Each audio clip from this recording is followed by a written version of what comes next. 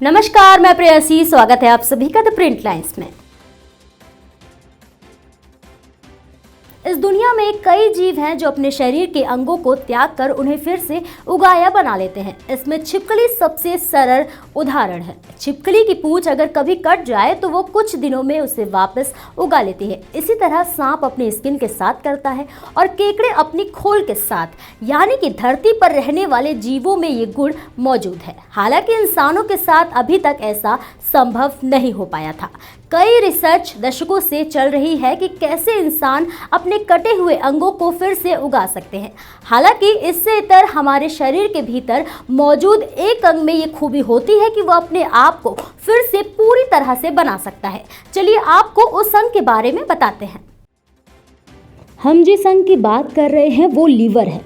Liver शरीर के भीतर मौजूद ऐसा अंग है जो अगर कट जाए तो वो अपने आप को फिर से बना लेता है। दरअसल इस अंग की कोशिकाओं में रीजनरेशन के गुण होते हैं। इसे ऐसे समझिए कि लिवर की पुनर्निर्माण में लिवर की बची हुई हेपेटोसाइट्स कोशिकाएं काम करती हैं। ये कोशिकाएं विभाजित होकर बहुगुणित हो जाती हैं, जिससे खराब हो चुका ऊतक फिर से बनकर तैयार हो जाता है। इसी के कारण लिवर फिर से अपना पूरा स्वरूप हासिल कर लेता है। वहीं लिवर के काम की बात करें तो लिवर शरीर में मौजूद जहरीले तत्वों और गैसों को छानने में महत्वपूर्ण भूमिका निभाता है।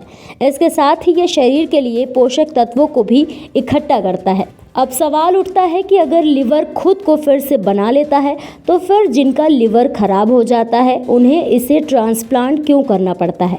इस सवाल पर एक्सपर्ट्स कहते हैं कि लिवर ट्रांसप्लांट की वजह दूसरी होती है। उनका कहना है कि जब किसी मरीज का लिवर पूरा होता है लेकिन उस लिवर का कोई खास हिस्सा काम नहीं करता, तब ऐसा करना पड़ता है।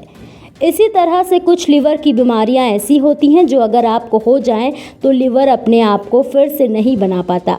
ऐसा सिरोसिस जैसी बीमारी में होता है।